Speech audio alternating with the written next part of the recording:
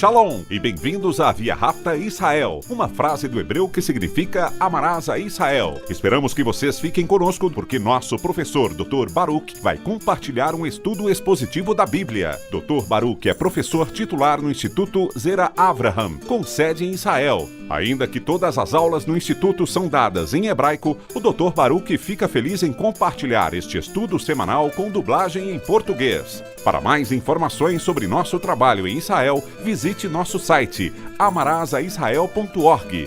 Fiquem agora com o Dr. Baruch e a aula de hoje. Se te perguntassem como você descreveria o Messias? Estamos falando do Rei dos Reis, o Senhor dos Senhores, o leão da tribo de Judá.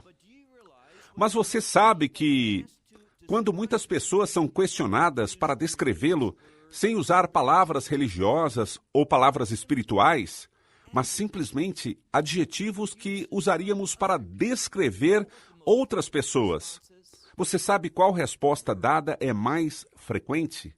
A palavra dócil.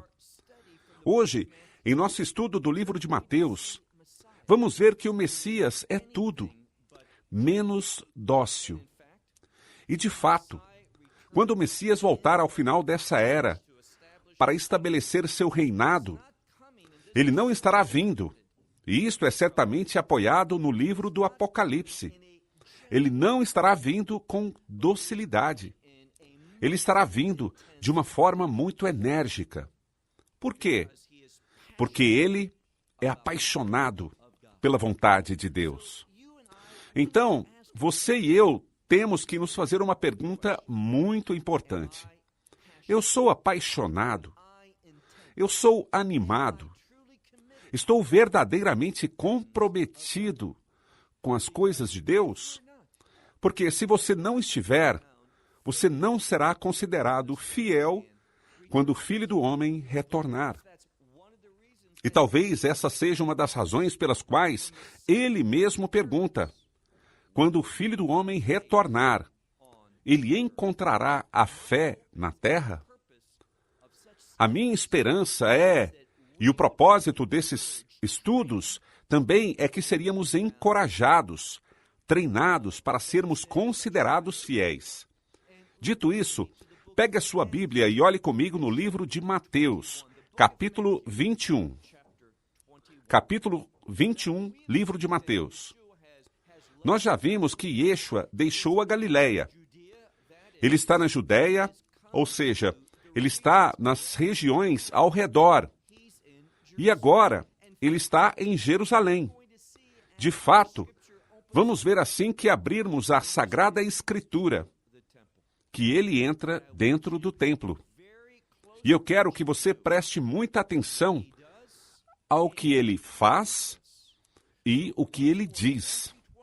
Então vamos, Mateus 21, começando no versículo 12, onde lemos: Yeshua entrou, e preste bastante atenção, não apenas no templo, mas aqui diz, no templo de Deus.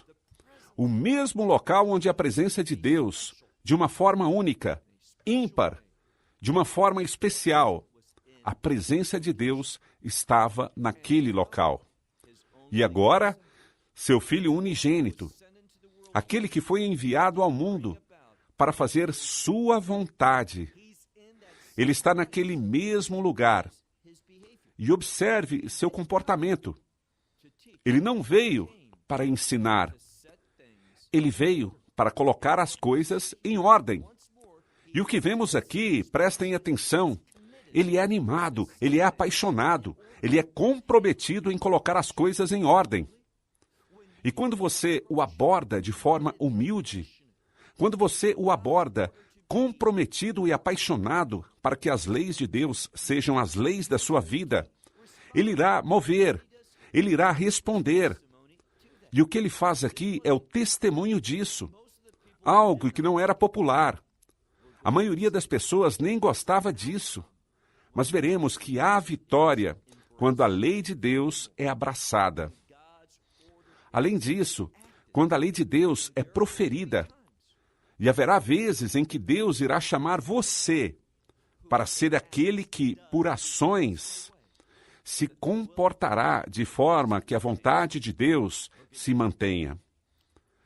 Preste atenção de novo. Yeshua entrou no templo de Deus e expulsou todos aqueles que estavam vendendo e comprando no templo. E as mesas dos cambistas ele derrubou. Também as cadeiras daqueles que estavam vendendo pombinhas. E ele disse a eles, observe no versículo 13, frequentemente, quando o Messias falava, ele falava por mensagens. E não estou falando sobre o que está escrito no Novo Testamento, mas o que estava escrito na Bíblia hebraica, a Tanakh. E ele cita a Sagrada Escritura. Olhe só o que ele diz na metade do versículo 13. Está escrito, minha casa será chamada casa de oração. É isso que ele quer. Ele quer que esse lugar, onde a presença de Deus, de uma forma muito peculiar, lá reside. Ele quer que as pessoas saibam que elas podem vir e experimentar Deus. Mas observe o que havia acontecido. Havia comércio de compras e vendas, troca de dinheiro. Era um local de negócios, de comércio, não de fé espiritual. Por causa disso, ele agiu de uma forma totalmente incomum e tudo menos dócil. O que ele fez? Ele colocou para fora. Ele expulsou fisicamente aqueles que estavam vendendo e comprando no templo. E derrubou as mesas dos cambistas e as cadeiras daqueles que estavam vendendo pombinhas e pombos. E ele falou com a autoridade de seu Pai Celestial. Assim diz a palavra de Deus, minha casa é uma casa de oração e, portanto, deve assim ser chamada. Mas vocês a transformaram em um covil de ladrões. E as pessoas não somente estavam usando a verdade espiritual para ganho financeiro, mas estavam fazendo isso de uma forma desonesta. E então você pergunta, como você sabe disso? Porque quando ele fala deles e diz aqueles que estavam comercializando lá, que haviam feito daquele local um covil de ladrões, é porque eles estavam roubando em nome de Deus. E nós sabemos que Yeshua não iria tolerar isso. E quando ele retornar, haverá muitas pessoas. E Paulo fala sobre isso, por exemplo, na segunda carta aos Coríntios, quando ele diz que a maioria deles mascararam. Quer dizer, eles transformaram em negócios a palavra de Deus. Mas Paulo fala com sinceridade que aquilo que é transparente, ele diz, nós compartilhamos a palavra de Deus. Paulo era compassivo, mas era também apaixonado pela palavra de Deus e estava comprometido com a verdade de Deus. E de onde surgiu isso?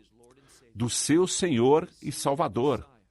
Nós vemos que o Messias fala e diz, vocês transformaram minha casa, a casa do meu Pai Celestial, que é chamada uma casa de oração. E se lermos toda a frase, para muitas nações, para todas as nações, ele diz, vocês a transformaram em um covil de ladrões. Versículo 14. Observe agora a resposta. Depois que ele fez isso, continuando, e os cegos e os coxos vieram até ele no templo, e ele os curou. Prestem atenção, isso é importante. Muitas pessoas, se você analisar os comentaristas, eles vão te levar ao segundo livro de Samuel, capítulo 5, versículo 8, onde diz que aqueles que estavam cegos e coxos não deveriam estar no templo. Mas eis que surge um problema. A maioria das pessoas que citam isso não fazem um estudo cuidadoso. Por quê? Porque quando Davi disse isso, não foi sobre aqueles que estavam fisicamente cegos e incapazes de andar. O que ele disse foi com relação àqueles que estavam trazendo ídolos que De acordo com a Escritura, eles não podem ver, embora tenham olhos. Eles não podem andar, embora tenham pés. Eles são impotentes. O que ele estava falando era de algo totalmente diferente. Falava de ídolos que não eram permitidos no local de adoração. O que vemos aqui é Yeshua, depois que colocou as coisas em ordem. Aqueles que eram cegos e coxos entraram no templo, pois queriam rezar. E qual foi o fruto da sua oração? Deus se moveu de forma vigorosa. Como? Exatamente como está escrito aqui. E ele os curou. Versículo 15. Mas, contrariamente a este grande milagre, está escrito: mas o sumo sacerdote e os escribas, vendo... E a palavra que vem depois significa estar maravilhado. São coisas que façam alguém ficar maravilhado. Ou seja, está falando sobre os milagres que ele acabou de realizar nos cegos e nos coxos. Eles viram aquilo, mas ao invés de reconhecerem que ele é, ao curar os cegos e os coxos, o que é uma profecia messiânica, pois é exatamente o que o Isaías disse que o Messias iria fazer. Mas ao invés deles prestarem atenção à Escritura e perceberem que a Escritura estava sendo cumprida, antes deles reconhecerem isso, o que fizeram? Olhe de novo, vendo. E estamos falando sobre os sumos sacerdotes e os escribas. Vendo os milagres que ele fez e as crianças clamando no templo e dizendo: Hosana, quer dizer, Oxaná, ao filho de Davi, que significa salve-nos, por favor, Hosana Davi. Esse é um termo sobre o qual já falamos, para o Messias. Quando eles viram essas coisas e ouviram essas coisas, observe o que a Escritura diz no final do versículo 15. Eles ficaram nervosos, indignados. Eles não ficaram satisfeitos. Deixe-me fazer uma pergunta. Você acha que Deus estava satisfeito quando essas pessoas que eram cegas e incapazes de andar estavam em tais circunstâncias e dificuldades? Você acha que Deus estava satisfeito? Eu sei que ele estava. Como? Porque era o poder de Deus, por meio do Filho de Deus, que provocou esses acontecimentos maravilhosos. O que é interessante, como já disse, é que a palavra bíblica usada tem a ver com maravilhado com algo, o que deveria literalmente levar uma pessoa a pensar, a considerar, embora eles não tenham feito isso. Eles estavam somente interessados em seus próprios objetivos. Agora, versículo 16. E eles disseram para ele: Você ouve o que estes estão dizendo? Tem certeza? E ele lhes responde: Sim, e vocês não leram. De novo, o que ele vai fazer? Ele vai citar a Escritura. De fato, tudo o que ele disse, tudo o que ele fez, foi baseado na verdade da Sagrada Escritura.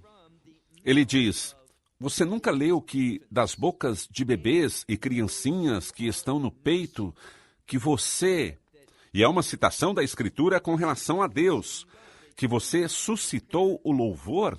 A palavra usada para suscitar o louvor está no meio da frase e pode ser compreendida como reflexiva, o que significa que você suscitou o louvor e o louvor é para si mesmo. A tradução de algumas Bíblias foram feitas de forma correta, ou seja, que Deus suscitou o louvor para si mesmo. E ele fez isso ao cumprir sua vontade. Então, o louvor vem da vontade de Deus, e a Escritura está sendo cumprida. E agora, olhe no versículo 17. E ele os deixou e saiu para fora. E preste atenção agora. A maioria das Bíblias não percebe isso. Mas quando você olha literalmente no texto, que eu estou traduzindo do grego, quando olharmos aqui, diz: ele saiu para fora. E a palavra sair vem seguida de para fora, o que é supérfluo e desnecessário, é redundante, mas mostra que a Escritura está ensinando de uma forma estranha. embora essa estranheza tenha algo a revelar, que ele não queria que nada tivesse relação com esse lugar, ou com eles, esses líderes corruptos, que não reconheceram o movimento de Deus em seu meio. Então, ele os deixou e saiu para fora da cidade de Betânia, ou Bet-ânia. E ele ficou lá. Versículo 18. Agora estamos chegando a uma de minhas passagens favoritas. Mas de manhã cedo, ele retornou para a cidade. E ele estava com fome. E ao ver uma figueira no caminho, nós já vimos várias vezes em nosso estudo de Mateus a expressão no caminho, que é a forma como Deus provoca a vontade de Deus, os propósitos de Deus, os frutos de Deus. Em outras palavras, essa frase tem implicações do reino. Então, quando nós vemos isso, precisamos pensar nessa passagem em como ele deixou o templo e saiu para fora da cidade, para o Monte das Oliveiras, para aquele lugar chamado Bet-Ani, ou Bet-ânia, a casa dos aflitos. E lá ele passou a noite. Continuando, veja novamente, mas de manhã cedo ele retornou para a cidade, e ele estava com fome. E preste atenção e observe, cada vez que isso aparecer, algo emocionante, algo significante está para acontecer. E vendo uma figueira no caminho, ele chegou até ela, mas não encontrou nada nela, exceto folhas. Em outra passagem, está escrito, mas não era a estação para figos, para a produção de figos. Quem disse isso? Olha, nós precisamos nos lembrar, essa passagem vem até nós dentro de um contexto de reino. E quando você ler sobre árvores no reino de Deus, na Nova Jerusalém, aquelas árvores do reino de Deus, naquela sagrada cidade de Nova Jerusalém, estas árvores vão dar frutos 12 vezes por ano, significando que é todo mês, isto é, sempre será tempo de colheita. Essa passagem, então, nos fala sobre as expectativas do reino de Deus. E quais são elas? Que nós sempre seremos frutíferos. Esta figueira não está se comportando como uma árvore do reino, mas como uma árvore que está sujeita a este mundo. Deixe-me te contar uma coisa. Quando você se submete às coisas deste mundo, você não vai produzir frutos. Este era o problema da liderança, daqueles que estavam vendendo e comprando no templo. Eles estavam fazendo o que o mundo faz, que são negócios, ganhando dinheiro. De forma que, se você tiver que trapacear um pouquinho, sem problema, pois todo mundo faz isso. Esse é o jeitinho do mundo. Mas escute isso, essa não é a maneira de Deus, pois não reflete a retidão, o caráter de Deus. E te pergunto de novo, seria esse o exemplo do Messias, o dócil Salvador? Claro que não. Seria, sim, se fosse alguém que é apaixonado pelos frutos do reino, pela retidão, pela santidade, pela justiça. Então, ele vem para essa figueira e diz, olhe no versículo 19, mas ele não encontrou nada, literalmente nada ele encontrou lá, exceto folhas. E ele diz a ela, nunca mais, para sempre, nascerão frutos de você. Então ele diz, sobre você, ó figueira, nunca mais nascerão frutos, para sempre. Isso é bem profundo. Sabe por quê? Porque ele está esperando um movimento do reino, não ações sujeitas às coisas do mundo. Então, ele diz isso para a figueira. Agora, observe o que aconteceu na metade do versículo 19. E imediatamente secou. Não secou por conta própria, mas fizeram com que ela secasse. E estamos falando do quê? Da figueira. Versículo 20. Ao verem isso, os discípulos ficaram atônitos e questionaram: como ela secou tão depressa? Veja que a figueira não poderia secar naturalmente. E vejam aqui uma mensagem para nós. Quando nós estamos sob sua autoridade, quando nós estamos vivendo sobre a sua unção, a unção do Espírito de Deus, vamos perceber que não vamos nos comportar de forma natural, mas de forma sobrenatural, pois vamos fazer de acordo com a vontade de Deus. Essa é a mensagem. Eventualmente, esta árvore não produziu nenhum fruto, mas no final acabou fazendo a vontade de Deus. E qual é? Quando ele a julgou, quando a condenou, ela experimentou o plano do Senhor. Ela ficou seca imediatamente. Repetindo, versículo 20. Ao verem isso, os discípulos ficaram atônitos e questionaram: como que a figueira secou tão depressa? E no versículo 21, ao contrário do que os discípulos pensavam, Yeshua vai responder a pergunta. Mas Yeshua respondeu e disse a eles: Amém. Em verdade eu vos digo que se tiverem fé. E lembre-se, fé não é aquilo em que você acredita.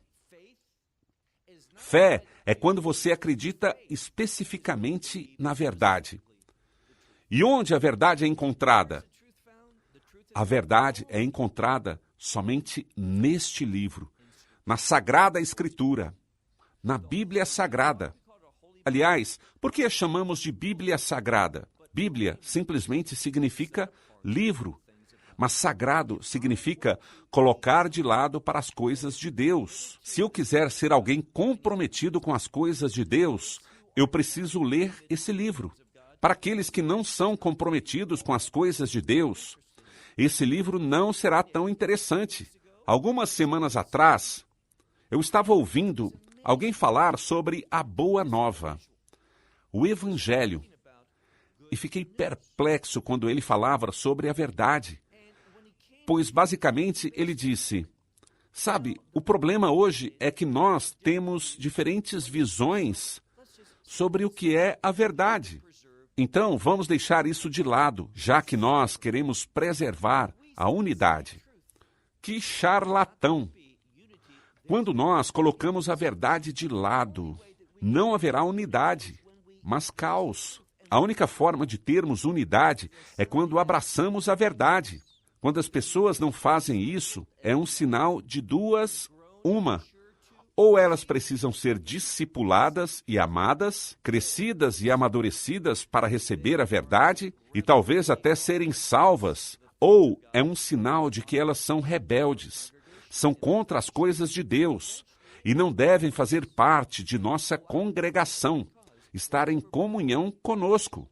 Eventualmente, como João diz, elas vão sair do nosso convívio, pois, na verdade, elas nunca pertenceram lá. Assim, preste atenção aqui. Ele diz: em verdade eu lhes digo, se vocês tiverem fé e não duvidarem, não duvide deste livro, não duvide da verdade de Deus. Quando você duvida, sabe o que está fazendo? Você está convidando o inimigo para te oprimir, para te enganar, para ter autoridade sobre seus pensamentos. E se isso acontecer, ele terá autoridade sobre suas ações e também sobre suas obras. E muitas pessoas duvidam da palavra de Deus. Este livro é verdadeiro. Este livro foi perfeitamente inspirado pelo Espírito Santo. Ele é inspiração total, sem erros, do próprio Deus. E Yeshua diz: não duvidem. No versículo 21, ele diz: mas não somente o. E a palavra o diz respeito ao milagre. Mas não somente o milagre da figueira vocês farão, mas também a esta montanha vocês dirão. Nós já falamos sobre essa expressão poucas semanas atrás e mencionamos que a montanha em questão nessa passagem é o Monte das Oliveiras. E por que o Monte das Oliveiras? Por estar exclusivamente relacionado com o ministério do Messias. E sabemos que, quando o Messias vier a segunda vez para estabelecer seu reino, em seus pés, refiro-me aqui a Zacarias, capítulo 14, quando seus pés tocarem o Monte das Oliveiras. Sabe o que vai acontecer? Aquela montanha será dividida em duas. Uma vai para dentro do mar, daquele que se chama Mar Morto, e a outra vai para o Mediterrâneo. E quando isso acontecer, qual será a conclusão? O reino de Deus. Então ele diz, se vocês não duvidarem, mas, ao invés, se vocês acreditarem, não apenas poderão amaldiçoar uma figueira, mas também dizer a essa montanha, levante-se e atire-se no mar. E assim acontecerá. O que significa que é a fé, o comprometimento, a paixão pela verdade de Deus que vai fazer surgir o reino de Deus. Mais um versículo e terminamos. Olhe no versículo 22. E tudo que vocês pedirem em oração. Agora deixe-me te fazer uma pergunta. Eu espero que você esteja pedindo pela vontade de Deus. Você não está pedindo coisas, ou está? Pois isso entra em conflito com a vontade de Deus. Isso seria uma coisa tola a se fazer. Então, quando ele diz que tudo que vocês pedirem, se vocês estiverem agindo com fé, quer dizer, sob a verdade de Deus, vocês estarão em acordo com Deus. E por isso, ele diz, tudo que vocês pedirem em oração, acreditem. Não tenham dúvida sobre isso. Acreditem. E qual será o resultado? E vocês receberão. Deus irá mover montanhas para que sua vontade se realize em sua vida. Para que você se torne um participante dos propósitos, das promessas de Deus. Mas isso não vai acontecer até que você se torne alguém que esteja apaixonado, comprometido, animado com as coisas de Deus. E se você não estiver, essa é uma grande oportunidade para fazer sua oração. Reze para que você fique apaixonado pelos propósitos de Deus. Shalom, desde Israel. Shalom from Israel. Esperamos que você tenha desfrutado da aula de hoje e que possa compartilhá-la com outros. Te convidamos a participar e nos acompanhar a cada semana, a esta hora e por este canal, em mais um episódio de Amarás a Israel. Para mais informações em português, visite amarasaisrael.org, onde encontrará muitos outros estudos realizados pelo Dr. Baruch. Até a próxima semana. Que Deus, nosso Messias e Yeshua, nosso Senhor Jesus Cristo, te abençoe durante a sua caminhada com Ele. Shalom, desde Israel.